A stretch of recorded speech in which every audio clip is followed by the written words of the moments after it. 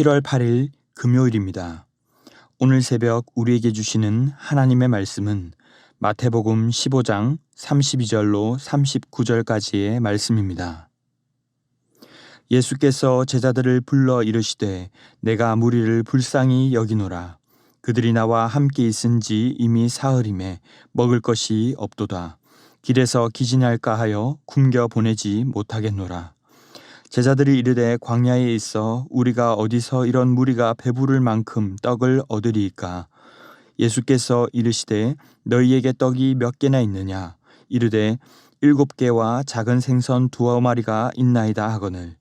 예수께서 무리에게 명하사 땅에 앉게 하시고 떡 7개와 그 생선을 가지사 축사하시고 떼어 제자들에게 주시니 제자들이 무리에게 주매 다 배불리 먹고 남은 조각을 7광주리에 차게 거두었으며 먹은 자는 여자와 어린이 외에 4,000명이었더라. 예수께서 무리를 흩어 보내시고 배에 오르사 마가단 지경으로 가시니라. 예수님은 두로와 시돈으로 가셔서 가나안 여인을 만나셨습니다. 여인은 이방인이었지만 주님은 부스럭이라도 구하는 그녀의 믿음을 칭찬하시며 딸을 고쳐 주셨습니다. 그리고 갈릴리 호숫가 근처 이방 지역에서도 이 민족적 혈통적 개념을 넘어 맹인과 말 못하는 사람 등을 고쳐 주셨습니다. 그리고 오늘 본문에서도 이방인들이 대부분이었을 장소였지만 떡 7개와 물고기 2마리로 4,000명을 먹이는 기적을 행하십니다. 오늘 본문에서의 예수님의 첫 마디는 이것입니다. 32절에 내가 무리를 불쌍히 여기노라. 예수님의 말씀에 의하면 이들은 이미 사흘 동안 아무것도 먹지 못한 상황이었습니다. 예수님이 이들이 길에서 기진할까 걱정하셨습니다. 여기에서 기진할까라는 말은 몸이 약하여지는 것을 의미하기도 하지만 마음이 약해지는 것을 의미하기도 합니다. 몸이 약해지면서 자칫 저들의 마음까지도 약해지지는 않을까 걱정하셨던 것입니다. 하지만 오늘 제자들의 반응은 다릅니다. 33절에 우리가 어디서 이런 무리가 배부를 만큼 떡을 얻으리까. 제자들에게도 이들을 먹이고 싶은 마음이 없었던 것은 아니었을 것입니다. 그렇게까지 제자들이 무정했으리라고는 생각되지 않습니다. 다만 이들에게 그럴 만한 힘과 능력이 없었기에 그들은 당연히 사람들을 먹이는 것이 불가능하다고 생각했을 것입니다. 하지만 이들에게 그만한 능력이 있어서가 아니라 적어도 예수님께서 오병이어의 사건을 일으키셨던 것을 기억했다면 이들은 주님께 구하기라도 했어야 했습니다. 이들과 함께 있는 예수님으로서는 충분히 가능하다는 것을 믿기라도 했다면 이들은 구했어야 맞는 것이죠. 앞에 나왔던 가나안 여인의 믿음과는 상반된 모습입니다. 오늘 예수님의 질문을 유심히 우리는 살펴볼 필요가 있습니다. 너희에게 떡이 몇 개나 있느냐? 예수님은 하늘에서 만나가 내려오듯이 공급하시기보다 제자들에게 물으십니다. 오병이어 사건에서 갈 것 없다, 너희가 먹을 것을 주라고 하셨던 것처럼 주님은 우리에게 있는 것을 통해 우리가 나누기를 원하시는 것입니다. 사실 39절 말씀을 보면 떡을 먹고 나서 계속 무엇을 하실 것이 아니라 금방 이들을 흩으십니다. 주님은 떡을 먹고 수혜를 누렸던 사람들에게도 1차 목적이 있으셨지만 이를 통해서 제자들에게 또한 우리에게 무엇을 말씀하시고 싶으신 것입니다. 우리는 흔히 주님이 하실 일과 내가 할 일을 명확하게 구분짓습니다. 그러다 보면 나의 상황 속에서 정작 내가 할 수 있는 것만이 나의 할 일이라고 생각하게 되는 것이죠. 하지만 주님은 내게 있는 것을 통해서 주님이 무엇을 하시기를 원하시는가에 초점을 맞추기 원하십니다. 그저 구제 사역을 잘 하라는 이야기가 아니라 하나님께서 어떤 분이신가? 오늘 칠병이어는 오병이어 때와는 달리 유대인이 아닌 이방인들이 줄을 이루고 있었습니다. 그들에게 주님은 과연 어떠한 마음을 품고 계신가? 이것을 제자들과 우리가 함께 공유하기를 원하시는 것이죠. 우리가 잘 아는 바와 같이 이 표적 자체, 이 떡은 단순히 배를 채우는 음식만이 아니라 바로 예수님 자체를 가리키는 것이었습니다. 예수님은 사람들에게 제자들이 떡을 나누며 예수 그리스도를 나누기를 원하셨던 것이죠. 그런데 우리가 뭘 할 수 있겠어라며 마치 우리가 하지 못하는 것을 주님도 하실 수 없는 것처럼 태도를 취하고 있음에 오류가 있다는 것을 지적하는 것입니다. 어디서 이런 것을 얻겠습니까? 생명이신 예수님이 우리 안에 있는데도 불구하고 어디서 이들을 살릴 만한 그러한 구원을, 생명을 얻을 수 있습니까? 하고 묻는 것과 같은 것입니다. 우리가 그리스도인으로 살아간다는 것, 주의 일을 한다는 것은 그저 외적으로 보여지는 것만이 아니라 영적인 일을 하는 것입니다. 그저 보이는 것만을 채우기 위함이 아니라 우리의 영혼이 기진하지 않도록 예수 그리스도로 채워지는 것입니다. 오늘도 우리는 그 채워지지 않은 우리의 인생길에서 허기져서 기진한 수없는 사람들을 보게 됩니다. 그들은 나의 가족일 수도 있고 직장 동료나 옆집 이웃일 수도 있습니다.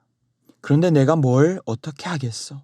나도 힘든 처지에라고 생각하게 되면 그분들뿐만 아니라 우리 모두가 허기진 삶을 살아갈 수밖에 없습니다.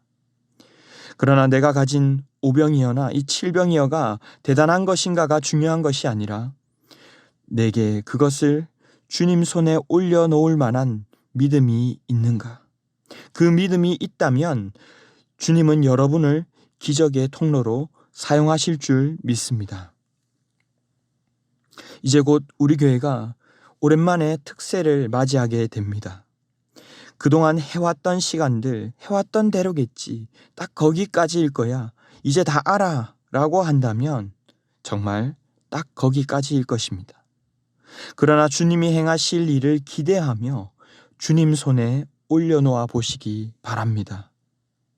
결과가 다를 것입니다.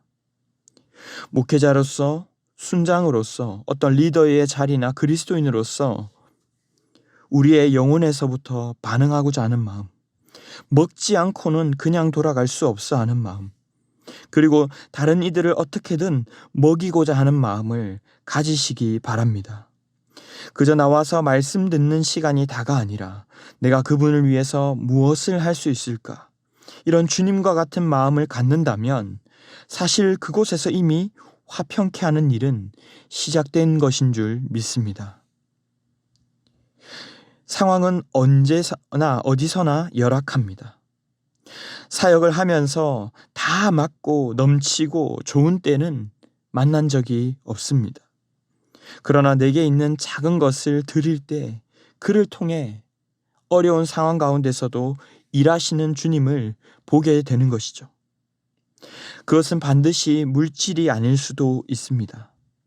챙기려는 마음, 따뜻한 말 한마디, 작은 배려 하나, 좀 더 기다려주는 시간, 참아주는 인내와 수고, 그것을 주님 손에 올려드릴 때 이를 통해 주님은 수천 명의 60만이 아닌 그들의 영혼과 마음이 기진하지 않도록 먹여 살리는 일을 행하실 줄 믿습니다. 어디 특세뿐이겠습니까? 주님은 광야에서 길에서 이러한 일들을 행하셨습니다. 어떤 특정한 프로그램 행사가 아닌 이것은 주님의 일상적인 삶이었습니다. 어찌 보면 설교하고 전하는 일 안에는 포함되지 않는 것처럼 보입니다. 그러나 주님은 삶에서 언제나 양들을 바라보며 긍휼히 여기는 마음을 가지고 계셨습니다. 이것은 예수님의 사역이라고 부를 수도 있지만 예수님의 삶이라고도 부를 수 있는 것입니다. 말씀을 맺겠습니다. 우리가 오병이어 칠병이어 기적의 사건들을 잘 분석하고 해석하는 것도 귀한 일이지만 무엇보다 주님이 이것을 통해 우리에게 무엇을 말씀하시고자 하시는가? 그 주님의 마음이 우리에게 있는가에 반응하는 것이 더 중요한 줄 믿습니다. 과연 나의 영혼은 깨어 반응하고 있는가? 주님의 마음을 가지고 있는가? 내게 주신 작은 것을 주님 손에 올려드렸는가? 물으며 나아갈 수 있기를 바랍니다. 내 상황만 보며 마음까지 잃어버린 자가 아닌 주님의 마음을 구하며 그 주님을 전하고 나누는 삶이 저와 여러분의 삶이 되시기를 주님의 이름으로 축원합니다. 기도하겠습니다. 사랑의 주님, 감사합니다. 오늘 이 새벽에도 외인이었던 저희가 주님의 불쌍히 여김을 받아 은혜로 이 자리 나오게 하시고 주님의 말씀으로 하루를 시작하게 하심에 감사합니다. 바라옵기는 주님의 마음을 부어주시기 원합니다. 그저 나만 바라보고 나라는 한계에 부딪혀 같이 쓰러져 있는 자들이 아니라 주님을 바라보며 우리의 삶을 주님 손에 올려놓을 수 있는 용기를 허락하여 주시옵소서. 이번 특세 가운데 새로운 은혜를 부어주실 줄 믿습니다. 믿음으로 주님 손에 맡겨드리는 모든 성도님들 다 되게 하여 주시옵소서. 이 모든 말씀 존귀하신 예수님의 이름으로 기도하옵나이다. 아멘. 이 시간 함께 기도하실 때 주신 말씀을 붙들고 기도하시고 주간 기도 제목을 따라 모든 소그룹 모임을 위해서 기도하겠습니다. 모든 다락방과 전도의 모임이 예수 안의 가족으로 은혜 나누는 모임 되게 하시고 소외되는 영혼이 하나도 없는 한 가족 같은 공동체가 되도록 순장님들과 장로님들을 위해서도 기도해 주시기 바랍니다. 특별히 우크라이나 전쟁이 속히 종전되게 하시고 다음 주부터 있을 17차 특세 가운데 은혜를 부어달라고 화평케 하는 자들로 우리 각 사람 가운데 변화와 성숙이 있게 해달라고 말씀 전하실 강사 목사님들을 위해서도 합심 제목과 개인적인 제목으로 기도하도록 하겠습니다. 함께 기도하겠습니다.